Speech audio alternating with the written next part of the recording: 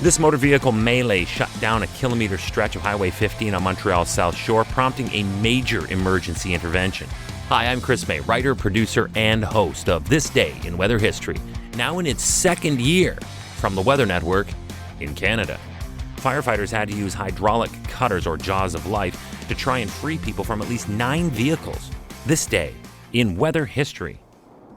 We have covered major traffic accidents caused by the weather before on this podcast. There was the January 9th titled Deadly Michigan Pileup. Then on December 8th it was titled Pennsylvania Pileup.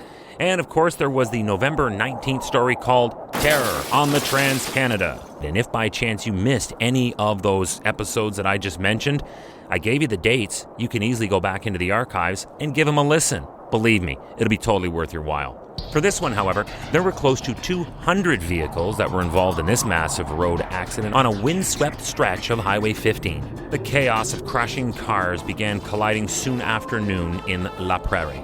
Whiteouts were the cause. Strong winds had blown off the St. Lawrence River, shutting down all visibility for the drivers. It didn't matter that the weather was clear and the highway had recently been cleared of snow, according to Quebec Transport Minister François Bonnardel.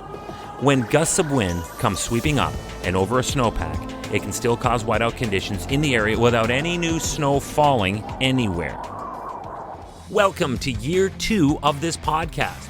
Right now, you're listening to the full version of today's story on your favorite podcast provider.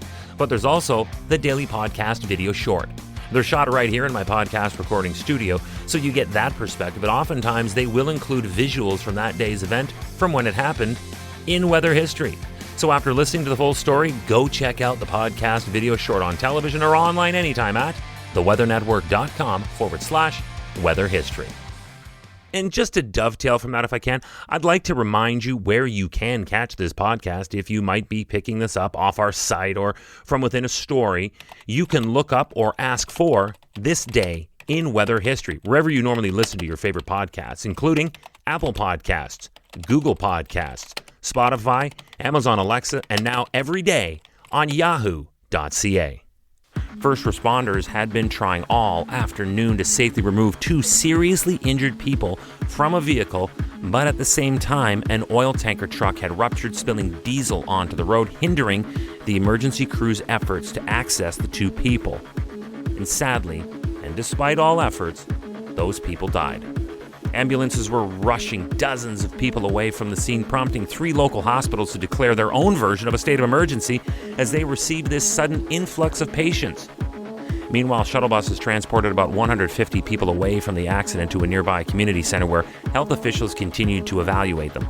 Some received light care and others were released after observation, but still, they were sending some to the hospital.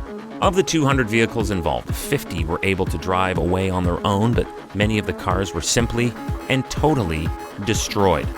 A dozen large trucks and a school bus whose passengers were uninjured were also among the vehicles involved. Hey, wait a minute, a school bus? Now this is already starting to sound like the Pennsylvania pileup all over again. So, how did this get this bad? Whiteouts are understandable, but there were several witnesses reporting that cars were still traveling along at about 100 kilometers per hour at the time of the crash. One eyewitness who was in the crash said, and I quote, "As I was driving along going about 90 to 100, all I saw was red lights, brake lights, cars just hitting each other, trying to swerve out of the way. I tried to do the same myself, but I got hit by another bus and then I smacked into the retaining wall." The even sadder part?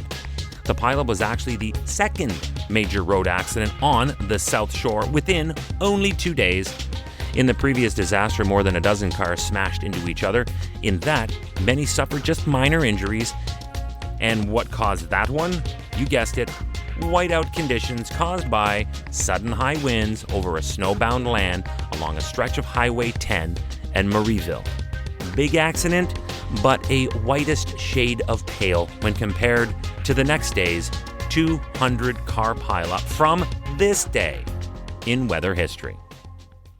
Hey, do you like the podcast? We'd love to hear from you. If you have an idea, go right now to wherever you're listening to me and rate us if you would, please. It's on a 5-star system, and we would love as many stars as you can afford. So rate us, but then also review us. This way we can always stay on top of how you'd like to see the show evolve. then remember to subscribe to this podcast. Click the subscribe or follow button right there on the very same podcast homepage you're listening on. You'll be immediately reminded that the next day is ready to listen to, and you also have access to every episode in the archives. It dates back to June 1st of 2020, so there is a lot that we got to get caught up on this day in weather history.